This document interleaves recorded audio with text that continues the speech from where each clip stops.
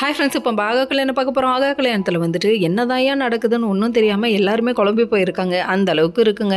என்னன்னு பார்க்குறீங்களா? அதாவது நாள் நெருங்க நெருங்க எப்படா உண்மை வெளியே வருங்க.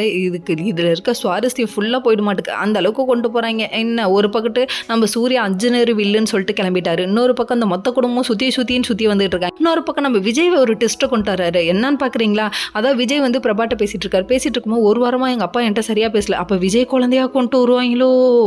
இருக்கலாம் டவுட்டு அந்த மாதிரி போய் அதுக்கப்புறம் வந்து ஏன் பேசல எப்படி பேசல அப்படின்ற விவரத்தை எல்லாத்தையும் விலாவாரியாக எடுத்து சொல்லிட்டு இருக்க டைமில் டக்குன்னு ஒரு ஃபோன் வருது. என்னன்னு பார்த்தா ஆஃபீஸில் பணத்தை காணுமா, யாரா திருடுனது அப்படின்னு சொல்லிட்டு போய் பார்த்தா சிசிடிவி கேமராலாம் இதாக இருக்கான்.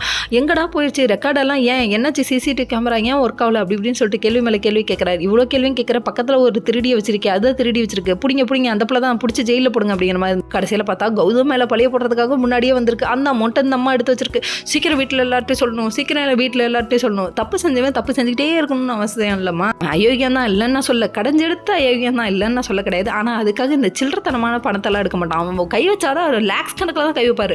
10 lakhs அப்படின்னு சொல்லிட்டு அந்த மாதிரி தான் அவர் கை வைப்பார். அது உங்களுக்கு புரியல அப்படிங்கிற மாதிரி ஆயிடுச்சு.